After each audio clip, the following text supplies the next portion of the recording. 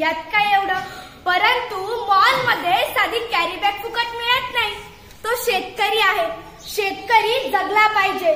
कारण कितीही India digital झाली तरी भाकरी काही आपल्याला डाउनलोड करून मिळणार नाहीये.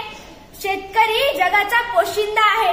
म्हणून मी चिखलोड येथील इयत्ता 9वीची विद्यार्थिनी कोमल रतन त्रिभुवन आपल्या समोर विषय मांडणार तो महाराष्ट्राचे आराध्य दैवत श्री छत्रपती शिवरायांच्या स्वराज्याला, बाबासाहेब आंबेडकर यांच्या राज्यघटनेला, महात्मा ज्योतिबा फुले यांच्या शैक्षणिक क्रांतीला, माता जिजाऊ, माता सावित्री, माता अहिल्या यांना त्रिवार अभिवादन करून येथे उपस्थित माझे शेतकरीचे बंधू आणि भगिनी, शिक्षक आणि सुईच्या टोकासारखं बारीक निरीक्षण करून दुधाचं दूध आणि पाणीचं पाणी करणारे परीक्षक, सर्वांना माझा मनपूर्वक नमस्कार.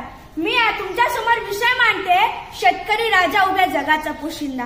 मित्रांनो, माझा बाप शेतकरी राजा उभ्या जगाचा जरी पोशिंदा असला तरी आज माझ्या बापावर काय परिस्थिती आली आहे ते तुमच्या समोर मांडते. खुर्ची आणि टेबलाच्या मध्ये ढेरी तट्ट दाबून बसलेल्या साहेबाला सखाराम आदराने बोलला. ओहो, खुर्ची आणि टेबलाच्या मध्ये ढेरी तट्ट दाबून बसलेल्या साहेबाला सखाराम आदराने बोलला. धन्यवाद साहेब, धन्यवाद. तुम्ही गोष्ट समजून घेतली या दुःखाची अन फाईल मंजूर केली साहेब पाण्यात वाहून गेलेल्या पिकाची. आभार, मनापासून आभार म्हणत हातावर त्यानं खडी साखरेचा प्रसाद ठेवला. ओहो, आभार, मनापासून आभार म्हणत हातावर त्यानं खडी साखरेचा प्रसाद ठेवला. तसंच साहेबाची तंबाखू मधता मधा पाठीमागचा शिपाई बोलला. अय दैवान्या, आधी ऍडव्हान्स जमा कर. माहित नाही का तुला, साहेब पैशाशिवाय कशालाच तोलत नाही. आणि खडी साखर उचल. सरांचा डाएट चालू, त्यात गोड खाल्लेलं चालत नाही. 4 दाणे खडी साखरनं चालणाऱ्या डाएट मध्ये टेबला खालच्या नोटा खाणं बसल का? अन फुल्ल झालेल्या डेअरी मध्ये अजून खायची ताकद असल का? हा मनातला प्रश्न सखारामना मनातल्या मनात गेला. फाईल मंजुरीत खिशातून 5000 गेले. फाईल बँकेत जमा झाली की तुम्हाला नोटा देतो. लागेल तर या वर्षी शेतात हरभरा पेरेल पण कांदा पेरणार नाही. लागेल तर या वर्षी शेतात हरभरा पेरेल पण कांदा पेरणार नाही. पण मायेची शपथ घेऊन सांगतो साहेब, ठरलेला हप्ता ठेवणार नाही. ठरलेला हप्ता ठेवणार नाही. चालतंय चालतंय, आठवणीने आणून दे, काहीच हरकत नाही. महोदय म्हणे चालतंय चालतंय, आठवणीने आणून दे, काहीच हरकत नाही. अरे तुला तर माहितीये आपल्या सहीशिवाय फाईल पुढे सरकत नाही. तुला तर माहितीये आपल्या सहीशिवाय फाईल पुढे सरकत नाही. साहेबांच्या तंबाखूसाठी मळलेला हात शिपायानं पटकन झटकला. ओहो, साहेबांच्या तंबाखूसाठी मळलेला हात शिपायानं पटकन झटकला. अन 10,000च्या फाईली पायी 50,000 द्यायला लागून सखाराम झाडाले जाऊन लटकला. अशी अवस्था सर माझ्या शेतकरी बापाची. माझा बाप या जगाचा जरी पोशिंदा असला तरी आज माझ्या कृषी प्रधान देशात माझ्या बापावर ही आत्महत्या घेण्याची वेळ येते. तरी सुद्धा त्याने शेती करणं काही सोडलं नाही. मराठवाडा विदर्भातील शेतकरी आत्महत्या करत होते.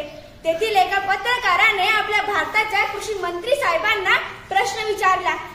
कृषी मंत्री साहेब, मराठवाडा विदर्भातील शेतकरी आत्महत्या करतायत, यावर तुमचं उत्तर काय? तर आपल्या भारताचे कृषी मंत्री म्हणतात, मराठवाडा विदर्भातील शेतकरी आत्महत्या करतात ते त्यांच्या प्रेम प्रकरणामुळे आणि दारूमुळे. हाच पत्रकार, हाच प्रश्न आणि हेच उत्तर घेऊन मराठवाडा विदर्भातील एका शेतकऱ्याच्या मुलाकडे येतात आणि विचारतात त्याला, बाबा रे, तुझ्या वडिलांनी आत्महत्या केली ती प्रेम प्रकरणामुळे असं आपल्या भारताच्या कृषी मंत्र्यांचं म्हणणं आहे. यावर तुझं उत्तर काय?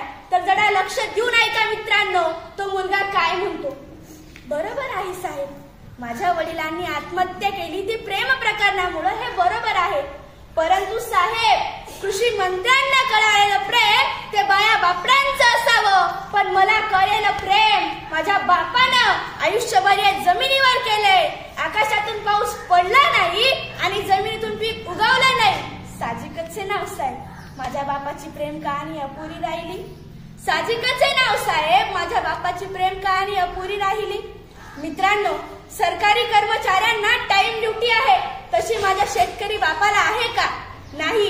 जेव्हा लाईट येईल तेव्हा शेताकडे धावत जावं लागतं, जेव्हा पाऊस येईल तेव्हा पिकाकडे पाहावं लागतं आणि घरचं टेन्शन काही कमी असतं का हो? तरी सुद्धा माझा शेतकरी बाप या जगाला पोचण्याचं काम करतो. मित्रांनो, सचिन तेंडुलकरने 15,000 रन पूर्ण केले म्हणून भारत सरकारने त्याला भारत रत्न दिला. परंतु माझा बाप हा बाण तर तो बाण लाखो रन पूर्ण करतो. त्याला भारत रत्न तर सोडाचं, साधं गुलाबाचं फुल कोणी दिलं नाही. मग मला इथेच हा प्रश्न पडतो की माझा भारत देश हा कृषी प्रधान देश आहे की क्रिकेट प्रधान? मित्रांनो, शिवरायांच्या, शाहू महाराजांच्या काळात शेतकऱ्याला प्रथम क्रमांक दिला जात होता. शेतकऱ्याच्या मिरचीच्या देठालाही हात लागता कामा नये अशी शिव आज्ञा होती. परंतु आज चित्र बदललंय सर. आज माझ्या शेतकरी बापाला कुणी विचारत सुद्धा नाही. सर, कांदा लावणीपासून, कांदा निमणीपासून, कांदा खांडून, ट्रॅक्टर भरून, मार्केटला जाऊन भाव व वजन कळेपर्यंत माझ्या बापाच्या मनात एक भीती असते. मी आणि माझ्या परिवारानं केलेल्या कष्टाचं चीज होईल का? मी आणि माझ्या परिवारानं केलेल्या कष्टाचं चीज होईल का? आणि आता तर कांद्यावरच निर्यात बंदी आली सर, कांद्यावरच निर्यात बंदी आली.